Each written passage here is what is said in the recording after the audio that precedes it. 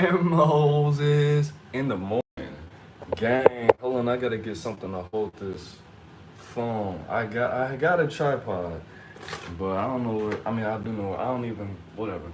So today we're gonna be talking about the Quavo and Chris Brown back to back beef diss track situation.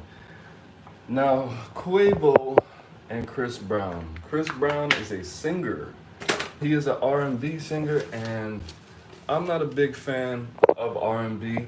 Just to let you guys know off the bat, not trying to be biased, not trying to take sides or anything like that. But Quavo, of course, is of the Migos, and a good fan favorite. I would have to say Quavo, then Takeoff, then Offset is who most of the fans liked from the jump, you know. But who do I think won? Personally, I have to say I think Quavo won. Why do I think Quavo won? Because first of all, well, let me just say this. If this whole thing started over females and both of these dudes are rich and famous, even if they weren't rich and famous, beefing over a female is lame.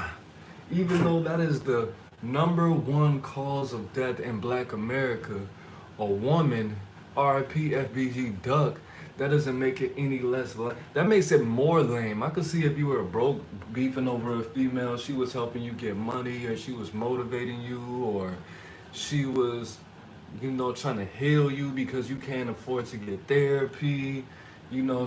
She's all you have, because it's, for some dudes it's a lot harder to get women when you're broke. For some dudes it's easier because all you have to do is focus on females because you don't have a bag to focus on.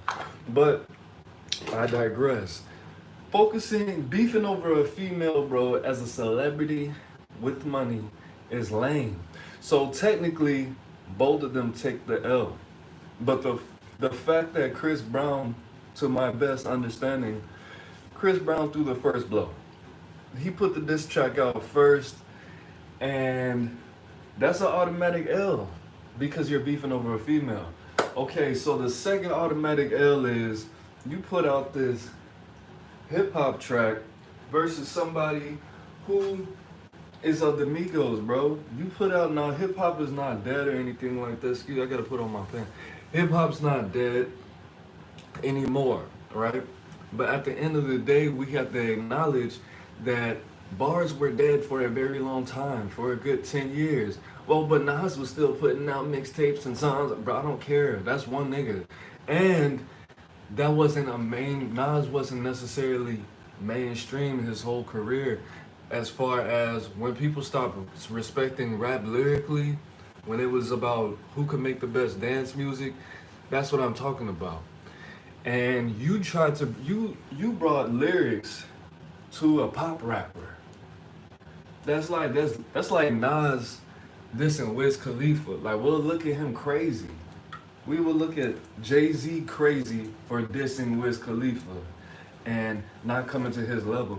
Now, I could see if Chris Brown made a club banger and kept throwing subliminals or blatantly dissing Quavo, that would be different. Because niggas would want to keep listening to it and have to say that part. Much like how Chief Keef did with, I forgot what that song, I'm a gorilla in a fucking zoo. Who the fuck is you? Nigga, no. Like all, well, not, I don't want to say all his biggest mainstream songs. Chief Keef was talking about smoking on Tuka or something about the ops. And a lot of people around the country didn't know what we were talking about, but said it regardless. That would have been better. Now, Quavo stayed in his lane. Quavo stayed in his lane and retaliated with a club banger, which was the most strategic thing to do. If you want to diss somebody, the most disrespectful thing you could do is make a 5-star club banger and have millions of people around the world continuously dissing this dude. They may not know what they're saying, they may know what they're saying. Now, everybody keeps saying, oh, Chris Brown shouldn't have came at Takeoff. He mentioned Takeoff, he didn't come at Takeoff. He said something like, Everybody wished it was you who had died, which, I mean, I never really heard that, but at the end of the day, like I said, Takeoff was a fan favorite. Was he my favorite Migo? Not necessarily, but he was definitely talented. He was a black man. He was from Atlanta. Where's my shirt? Hold up. So at the end of the day, not because I don't personally like Chris Brown, I don't know the dude. Not because I personally don't like R&B and I don't sit around and think about my feelings all day and listen to music that talks about eating pussy and coming home and starting a woman's bathwater. That's not the reason. The reason is because, like I said, you came at you came at Quavo on some battle rap stuff. That nigga is not a battle rapper. That nigga's not a lyrical rapper. Like that's foolish, bro. That's not the same as like a teenager beating up a toddler or anything like that. But when you come to somebody, bro, you want to come in there. You want to come to them in their lane because it doesn't make sense for them to respond how you respond. How you respond. That's like that doesn't make sense. But at the end of the day, you do definitely have to understand that the better way to beat somebody when you know, okay, look, that's like a form of bullying. When you know that Quavo is not going to be able to authentically respond with battle rap bars like that and match you bar for bar on a hip hop level, you come to his arena, dominate his arena, and make him look like the weaker one. Like, look, I could do the only thing that you could do, but better than you. You should be able to do that. You should be able to match me.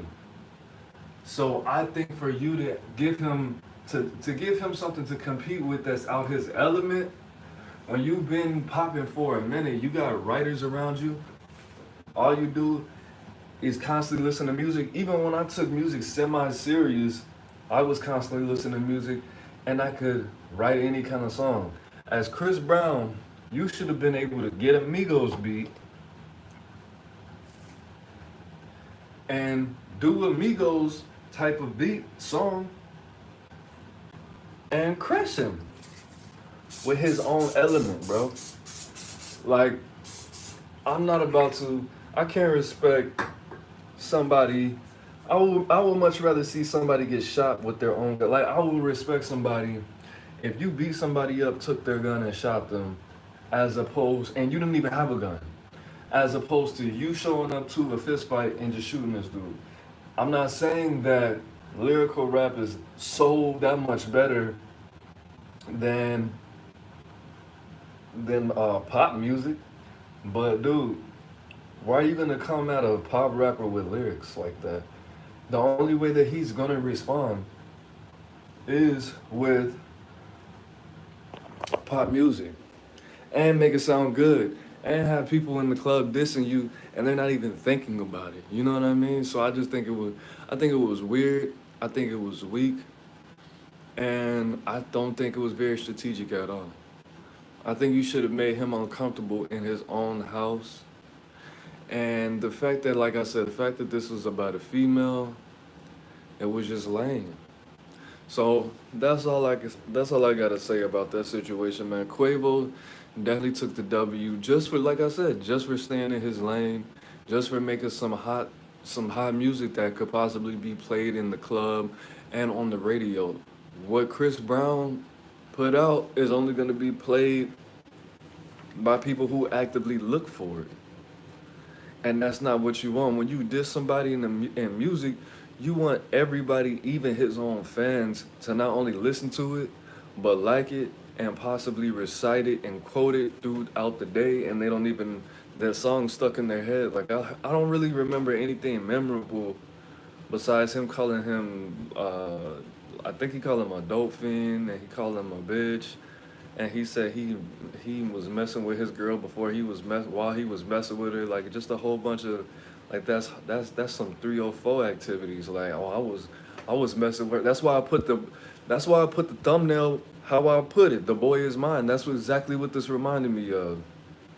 The boy is mine. Like, why are you fighting over as a rich black man with money that's famous?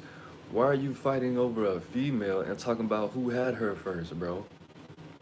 That's 304 activities, bro.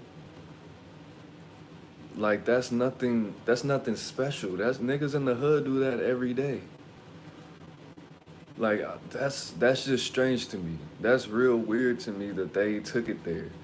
Like I didn't want you had her and I had her. Well, I didn't want her anyway. Like, bro, talk about something else. Like that's mediocre. That's regular. That's everyday.